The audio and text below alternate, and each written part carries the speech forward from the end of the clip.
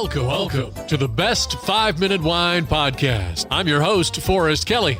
From the seed to the glass, wine has a past. Our aim at the Best 5-Minute Wine Podcast is to look for adventure at wineries around the globe. After all, great minds think alike. Let's start the adventure. Our featured winery is...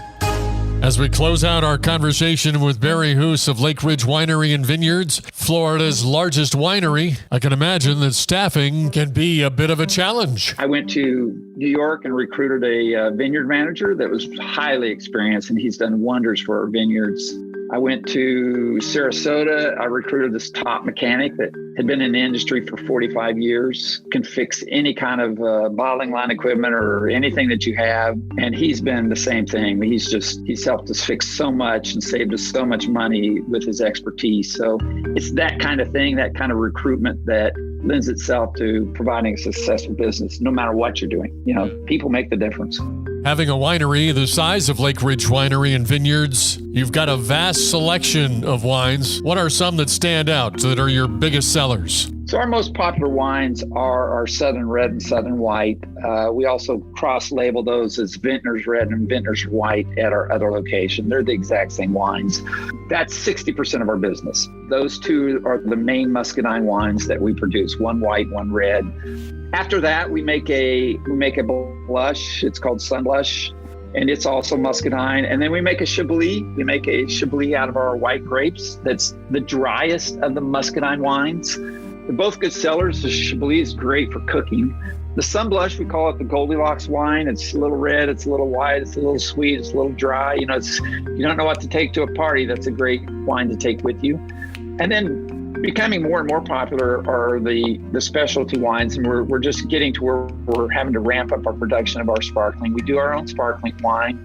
We do two of them, a white and a pink, and we still do them in the old champagne method. So we're doing a double fermentation on those. We make a port that's 100% muscadine. It's a wonderful port. So those specialty wines are great. We also produce a sherry.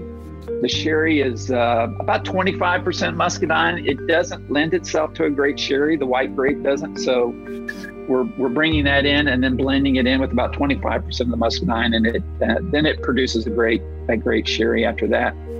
And then we have some blends. We do what we call a proprietor's reserve. It's kind of a dessert style wine. Again, it's a sweet wine. It's got a higher alcohol level than our standard table wine does, but it's not quite a port. It's gone over very well. Again, it's one of those sweet wines served chilled. Those are the main ones. Those are our that we produce here, our namesake, that are muscadine wines that we focus on. Our main focus is on our muscadine wines, and our Southern Red, Southern White are by far our top sellers. Be sure to bring your lawn chairs. Yeah, tell me a little bit about WATW, Weekends at the Winery. Are you still doing that? Yeah, we used to do these large monthly festivals once a month. We had a seafood festival and a barbecue festival and a wine and cheese festival and a wine and chocolate festival and all these themed festivals. But we had crowds here in the thousands. When COVID started to relax a little bit last spring, we started bringing out like some solo acts onto our outdoor stage and some food trucks. And then we opened up a wine bar, and we have plenty of acreage out there where people could really spread out. So we started doing that on the weekends, and it's been really popular and really successful. So I believe we're just going to continue to do that. We're just going to kind of build upon that and start offering the music and the outdoor stuff every weekend. I think that helps with people who can't make that one weekend a month. They can come out the next weekend and enjoy the outdoors here. And it gets really beautiful out here in the fall, what we call fall, which is 70-degree weather instead of 90-degree weather. But under the trees with the breeze out there, it's great here year-round to come out here and enjoy that outside. That's free. It's free. That's free. Of course, you purchase the food and the wine and that kind of stuff, right, but there's no charge to get in. There's no charge to sit and listen to the music. And the same thing is with our winery tours and our tastings. The winery tours and tastings are free. It's been a pleasure, Barry, talking with you and learning so much about Florida wine. If our podcast listeners are in the area or planning a Florida trip, what's the best place to go to get all the information we need? The best place to go to start is at our website, which is lakeridgewinery.com.